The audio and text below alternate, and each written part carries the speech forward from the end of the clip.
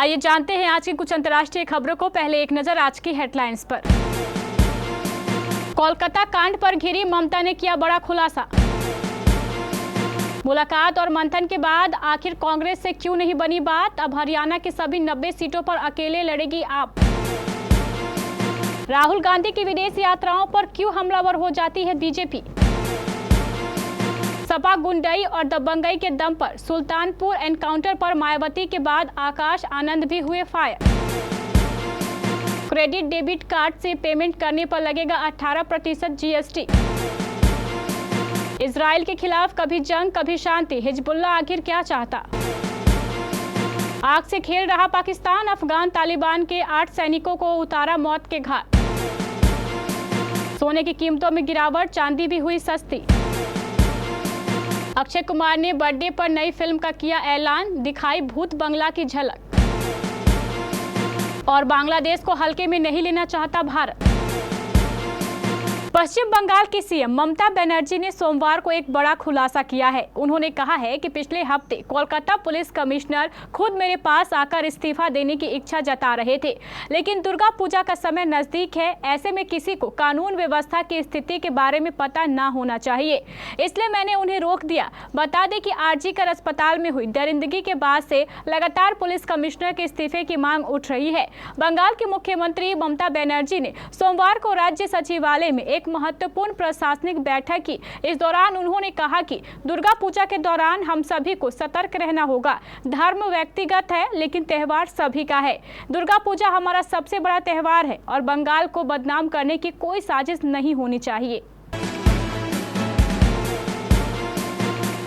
हरियाणा में कांग्रेस और आम आदमी पार्टी के बीच सीटों को लेकर तालमेल नहीं बन पाया है और इसी का नतीजा है कि आज आम आदमी पार्टी ने अपने 20 उम्मीदवारों की पहली लिस्ट जारी कर दी। हरियाणा में 12 सितंबर तक नामांकन होना है और इसमें अभी 3 दिन बचे हैं। अब सवाल है कि क्या आगे कांग्रेस और आम आदमी पार्टी में गठबंधन की बातचीत हो पाएगी या फिर आज जो आम आदमी पार्टी ने पहली लिस्ट जारी कर दी है उसे ही माना जाए और बातचीत आगे होना मुश्किल है।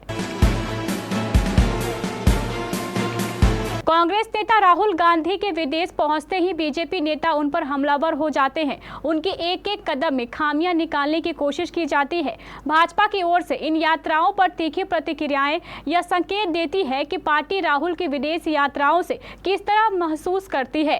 पर यह भी सत्य है कि राहुल गांधी विदेश में जाकर भारतीय जनता पार्टी और आरएसएस के विरोध में कई बार ऐसी बातें कह जाते हैं जिससे भारत की अंतर्राष्ट्रीय स्तर पर किरकिरी होती है। हालांकि राहुल की यात्रा से बीजेपी को फायदा भी होता है। पार्टी को कुछ हफ्तों के लिए मसाला मिल जाता है जिससे पार्टी लगातार कांग्रेस और राहुल गांधी को राष्ट्र विरोधी करार देने का काम करती है।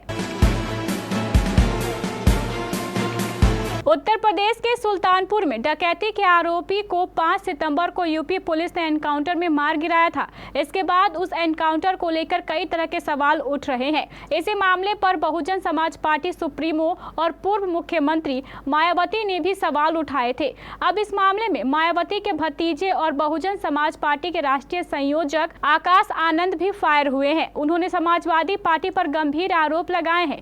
बसपा नेता आकाश आनंद ने एक्स पर पोस्ट कर लिखा, देश में 2 अजब गजब दल हैं जो ठग विद्या की राजनीति करते हैं और उत्तर प्रदेश में एक समाजवादी पार्टी है जो सिर्फ गुंडई और दबंगई के दम पर राजनीति करती है। अजब भाजपा, गजब कांग्रेस और गड़बड़ सपाइयों से सावधान रहना है। कानून द्वारा कानून का राज बीएसपी की सरकार में रहा है।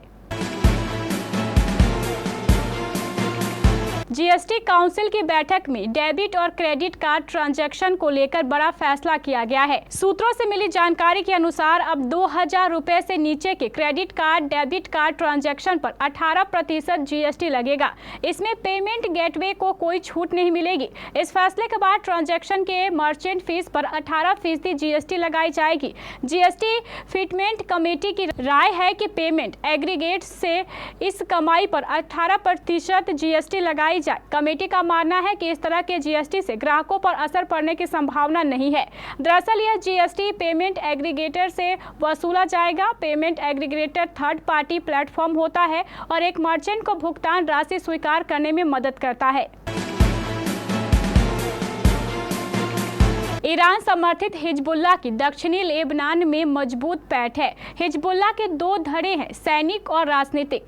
इजराइल पश्चिमी देश और गल्फ को ऑपरेशन काउंसिल या खाड़ी सहयोग परिषद हिजबुल्लाह को आतंकवादी संगठन घोषित कर चुके हैं। 7 अक्टूबर 2023 को हमास ने इजराइल पर हमला किया था। जवाब में इजराइल ने गाजा में सैन्य कार्रवाई शुरू की थी। इसके बाद से ही हिजबुल्लाह ने इजराइल और लेबनान सीमा पर अपनी सैन्य गतिविधियां तेज की थी। 27 जुलाई को गोलान पहाड़ी इलाके में एक फुटबॉल मैदान पर हुए रॉकेट हमले में 12 बच्चे और युवा मारे गए थे। पाकिस्तान और अफगानिस्तान की तालिबान सरकार के बीच सीमा विवाद और ज्यादा खुखार हो गया है। खैबर पख्तूनख्वा प्रांत के पास बॉर्डर पर दोनों देशों के सुरक्षा बलों के बीच हुई भीषण झड़प में अफगान तालिबान के 8 जवान मारे गए। मरने वालों में 2 कमांडर स्तर के अधिकारी भी शामिल है। खुर्रम सीमावर्ती जिले के इस वीकेंड हुई घटना में अफगान तालिबान के 16 जवानों के घायल होने की भी सूचना है। ऐसा लग रहा है कि बॉर्डर विवाद में पाकिस्तान की सेना आग से खेलने का प्रयास कर रही है। कहीं ऐसा ना हो कि तालिबान के 8 जवानों के बदले उन्हें बॉर्डर पर 80 जवान गंवाने पड़े। दोनों देश एक दूसरे के खिलाफ लंबे वक्त से सीमा विवाद में उलझे हैं।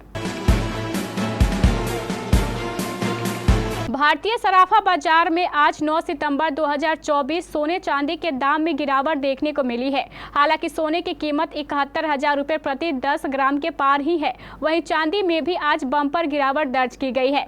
राष्ट्रीय स्तर पर 999 शुद्धता वाले 24 कैरेट के 10 ग्राम सोने की कीमत 71,192 रुपये है, जबकि 999 शुद्धता वाली चांदी का भाव 80,882 रुपये किलो है।